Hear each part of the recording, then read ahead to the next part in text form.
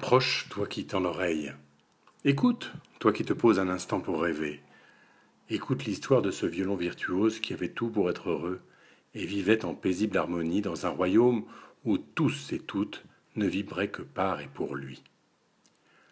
Il était un instrument léger et élégant, puissant et fragile que son père, le roi Viola d'Aspala Ier, un énorme violon gros comme une pintade, et que sa mère, la reine Lyra d'Abraccio, princesse des Pouilles, appelèrent Violino.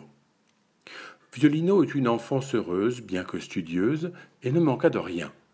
Doué en tout, il était d'humeur plutôt joyeuse, et ne se faisait jamais prier pour reprendre un air ancien ou populaire au cours de dîners officiels, et ce pour le plus grand plaisir de ses aînés.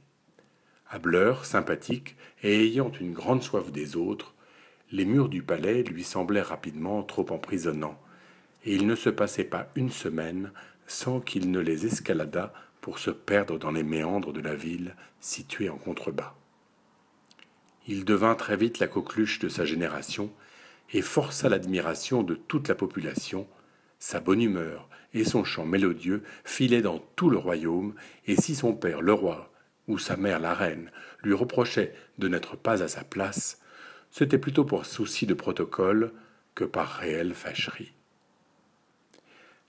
Les nuits de pleine lune, on fêtait dans le royaume tout un tas d'événements liés au début et aux fins de floraison, aux sèves montantes ou descendantes de tel ou tel arbre. Tout être ayant des origines végétales ou minérales se devait de rendre hommage à ses lointains ancêtres. Ce soir-là, la lune se pencha plus qu'à son habitude sur la terre, éclaboussant de sa lumière les champs de blé et d'orge qui lui faisaient une abondante et éclatante chevelure dorée. Comme une goutte d'or au fond de l'encrier, vous avez ébloui la nuit de mes esprits. Guidant jusqu'à l'aurore mes notes inspirées, vous me trouvez ici épuisé et conquis. Sève montante et sève descendante, lianes grimpantes ou fleurs odorantes, à la lune éclatante ici ce soir on chante. Divine, mère aimante, nourricière et aimante. Ah, vous entendez les klaxons? Voilà. Alors les klaxons, ce n'est pas dans le conte, mais c'est la Coupe du Monde, et je crois que la France vient de marquer un but. Voilà. Eh bien, on en reste là pour la première partie du conte. À bientôt.